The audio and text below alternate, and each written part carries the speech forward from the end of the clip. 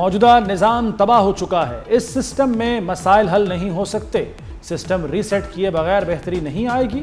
وزیر داخلہ محسن نقوی کا ملک کی پہلی اکنامک سمٹ سے خطاب، کہا نئے انتظامی یونٹ یا صوبے ہی اس مسئلے کا حل ہیں، نئے یونٹس نہ بنے، نئی لیڈرشپ نہ آئی تو کام نہیں چلے گا۔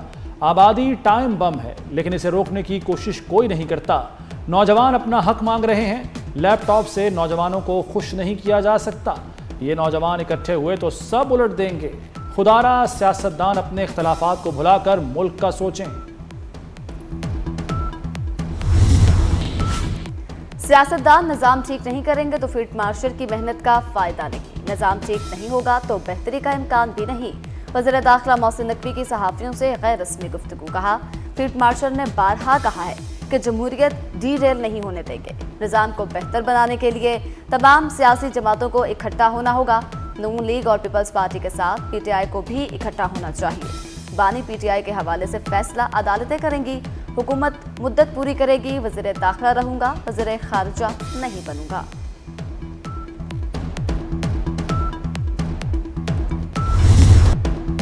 اکنامک سمٹ نے انتظامی یونٹ بنانے کی حمایت کر دی، chairman United Business Group S M Tanvir نے کہا سسٹم میں غلطیاں ٹھیک کرنا ہوں گی، ہم پر ہاتھ رکھیں برآمدات دگنی کر دیں گے، پاکستان $200 ارب برآمدات کی صلاحیت رکھتا ہے۔ معروف قانون دان احسن بھون نے کہا ہمارا آئین نئے صوبے بنانے کی اجازت دیتا ہے، کسی علاقے کو وفاقی علاقہ قرار دے سکتے ہیں، صوبوں کی حدود تبدیل کر سکتے ہیں۔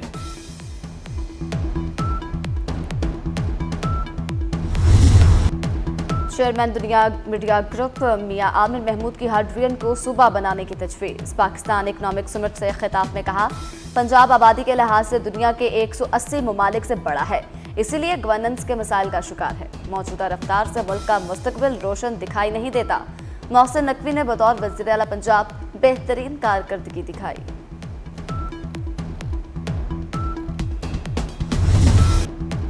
آزاد کشمیر الیکشن میں دھاندلی ہوئی تو وفاقی حکومت کی الٹی گنتی شروع ہو جائے گی، بلاول بھٹو کا مظفر آباد میں دو ٹوک اعلان، بولے کشمیر کا فیصلہ صرف کشمیری عوام کریں گے، الیکشن کا فیصلہ بلٹ نہیں بیلٹ سے کریں، ووٹ کی چوری نہ چھپائی جائے، عوام کو حاکمیت سمیت تمام حقوق دلائیں گے، کشمیر میں امن اور انصاف چاہتے ہیں، الیکشن کے بعد آئینی کنونشن بلائیں گے۔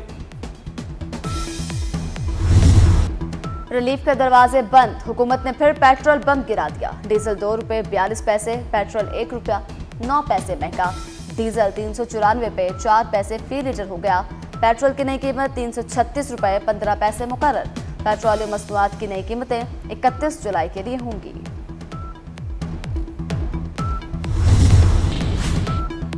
سعودی عرب کی عالمی بحری اتحاد کی جانب بڑی پیش رفت، 43 ممالک کا دفاعی اجلاس، میری ٹائم اتحاد پر اتفاق ہو گیا، بحیرہ احمر، باب المندب اور خلیج عدن کی سلامتی پر مشاورت، سعودی عرب اتحاد کا بانی اور مستقل ہیڈ کوارٹر ہوگا، 14 ممالک کا اتحاد کی حمایت میں مشترکہ اعلامیہ، پاکستان، کویت، بحرین، قطر، ترکی، مصر، اردن، یمن شامل، آزادی، جہاز رانی اور عالمی تجارت کے تحفظ کے عزم کا اعادہ۔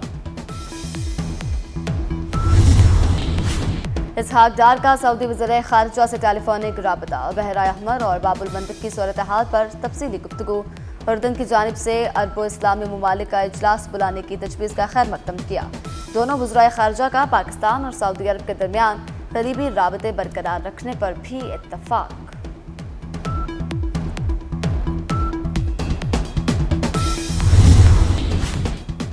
صدر آصف زرداری سے وزیر داخلہ محسن نقوی کی ملاقات، سیاسی اور سیکیورٹی صورتحال پر تبادلہ خیال، محسن نقوی نے خیبر پختونخوا اور بلوچستان میں امن و امان پر بریفنگ دی، دہشت گردی کے خلاف اقدامات پر بھی بریفنگ، صدر مملکت نے کہا پوری قوم سیکیورٹی فورسز کے ساتھ کھڑی ہے۔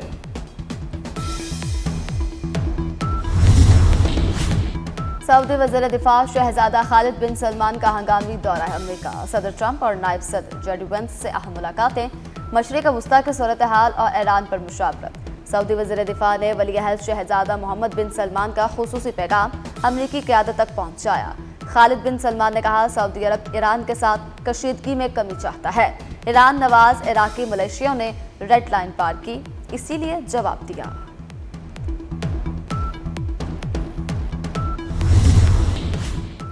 مشرق وسطی میں کشیدگی مزید بڑھ گئی۔ مصر کی بندرگاہ پر ڈرون حملہ، 2 جہازوں میں آگ بھڑک اٹھی۔ امریکی گیس ٹینکر کو نشانہ بنایا گیا۔ ایران کا مزاحمت جاری رکھنے کا اعلان۔ عراق میں حملہ سعودی عرب کا حق دفاع ہے۔ ترجمان دفتر خارجہ کی سعودی عرب پر حملے کی شدید مذمت۔ امریکہ اور ایران کے درمیان دوبارہ مذاکرات پر زور۔ ترجمان دفتر خارجہ طاہر حسین اندرابی نے کہا، سفارتکاری ہی مسائل کا واحد حل ہے۔ پاک کویت دفاعی معاہدہ پاک سعودی معاہدے سے مختلف ہے۔ اردن اور بحرین کے ساتھ بھی مضبوط دفاعی تعاون موجود ہے۔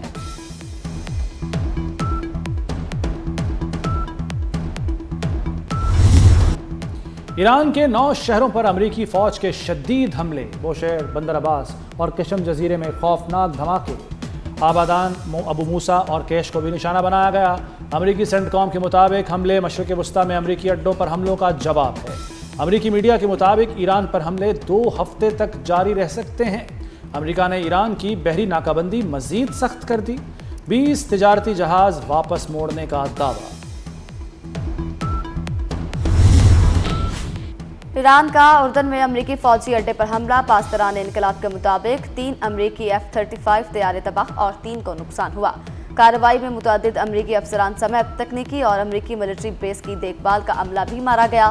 ایران کا اپنے ہرمز بند رکھنے کا اعلان۔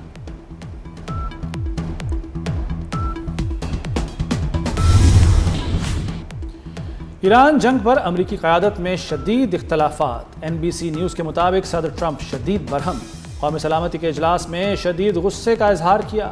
جوہری پروگرام، آبنہ ہرمز اور میزائل خطرات پر اتفاق رائے نہ بن سکا۔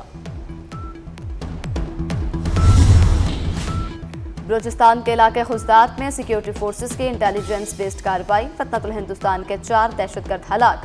ISPR کے مطابق فورسز نے بارود سے بھری 2 گاڑیوں بھی تباہ کر دی۔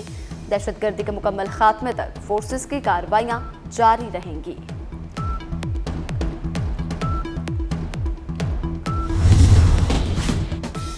بلوچستان میں کوئلہ کان کا افسوسناک حادثہ، 11 کانکنوں کی لاشیں نکال لی گئیں۔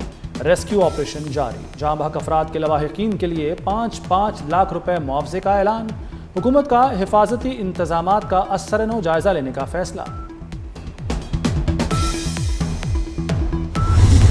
لاہور میں ایک خاندان پر قیامت ٹوٹ پڑی، باغبان پورہ میں 3 منزلہ مکان گر گیا۔ ایک ہی خاندان کے 11 افراد جاں بحق، 6 زخمی۔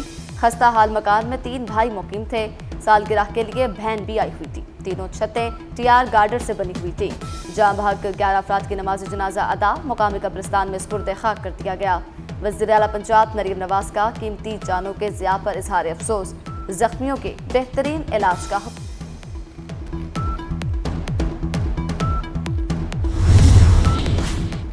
مظفر آباد میں پیپلز پارٹی اور نون لیگ کی اعلیٰ قیادت کی اہم مشاورتی بیٹھک۔ رانا ثناء اللہ، امیر مقام قمر زمان کائرہ، فیصل ممتاز راٹھور اور دیگر رہنماؤں کی شرکت۔ آزاد کشمیر کی سیاسی صورتحال اور دونوں جماعتوں کے درمیان حالیہ کشیدگی اور بیان بازی کے خاتمے پر تبادلہ خیال۔ ذرائع کے مطابق لیگی وفد کی بلاول بھٹو سے بھی ملاقات ہوگی۔ آزاد کشمیر اسمبلی میں ٹروتھ کمیشن بنانے کی قرارداد منظور، رپورٹ آنے تک احتجاج ختم کرنے اور شرپسند عناصر کے خلاف بلا امتیاز کارروائی کی سفارش۔ شہید پولیس اور سیکیورٹی اہلکاروں کو خراج عقیدت بھی پیش کیا گیا۔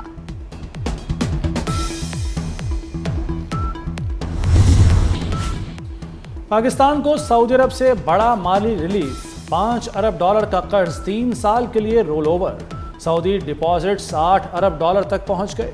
اسٹیٹ بینک کے مطابق $5 ارب رول اوور کرنے سے فوری ادائیگیوں کا دباؤ کم ہو گیا، سودی ادائیگیوں میں بھی نمایاں کمی آ گئی۔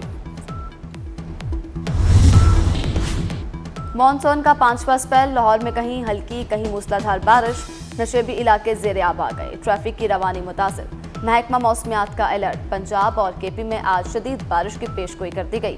اسلام آباد، راولپنڈی، پشاور، لاہور، گجرانوالہ، گجرات، سیالکوٹ اور فیصل آباد میں اربن فلڈنگ کا خدشہ، مری، گلیات، کشمیر اور بلائی KP میں لینڈ سلائڈنگ کا خطرہ۔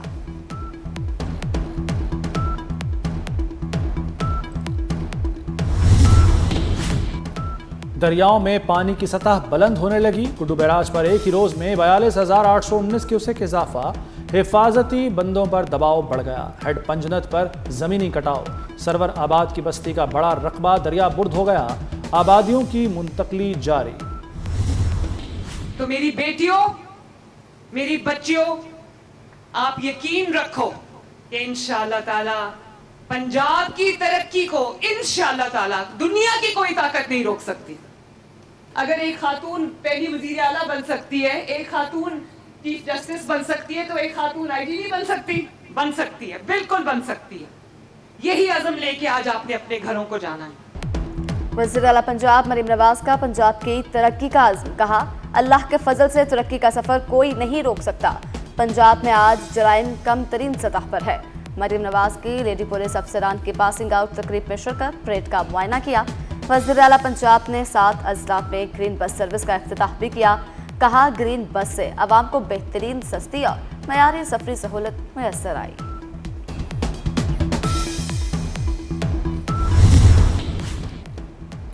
صوفی شاعر حضرت شاہ عبد اللطیف بھٹائی کے عرس کی تقریبات، ملک بھر سے عقیدت مندوں کی آمد جاری، شاہ لطیف ادبی کانفرنس کا انعقاد بھی کیا گیا۔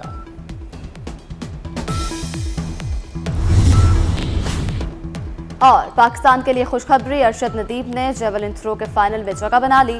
بھارت کے نیرج چوپڑا اور شری لنکا کے رامیش بھی فائنل میں پہنچ گئے۔ گولڈ میڈل کا مقابلہ آج ہوگا۔